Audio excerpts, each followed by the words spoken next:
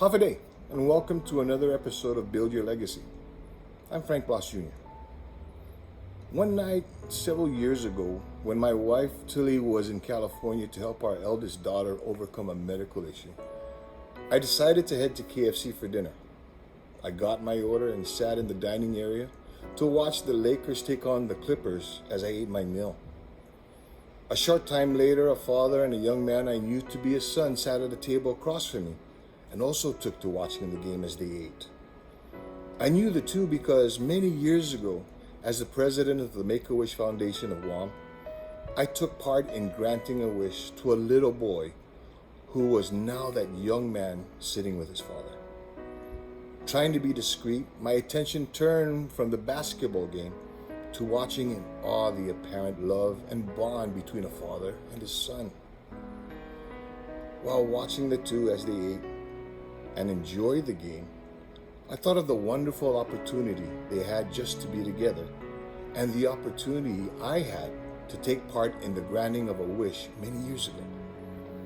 You see, the criteria or eligibility for a child to be granted a wish by Make-A-Wish is a child must have a life-threatening medical condition. In many cases, unfortunately, wish children have succumbed to their illnesses days, months, or a few years after receiving their wish. By the grace of God, some of the children overcome their maladies or live longer despite their prognosis.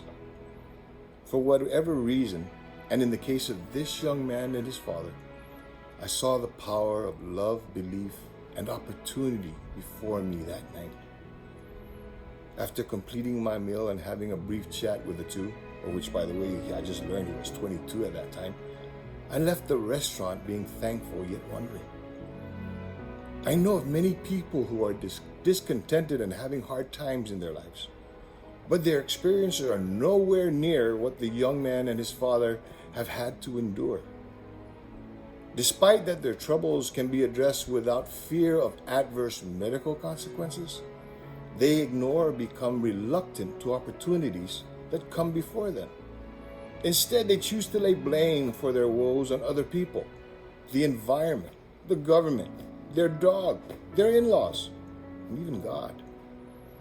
On that night, I saw a miracle because of opportunities that came from God.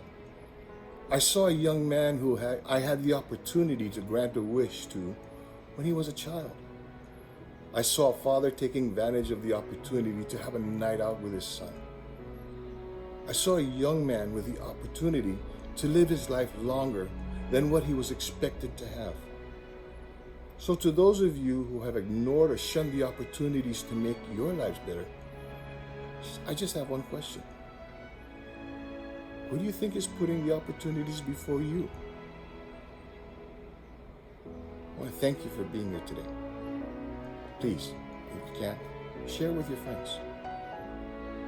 In the meantime, have a great day.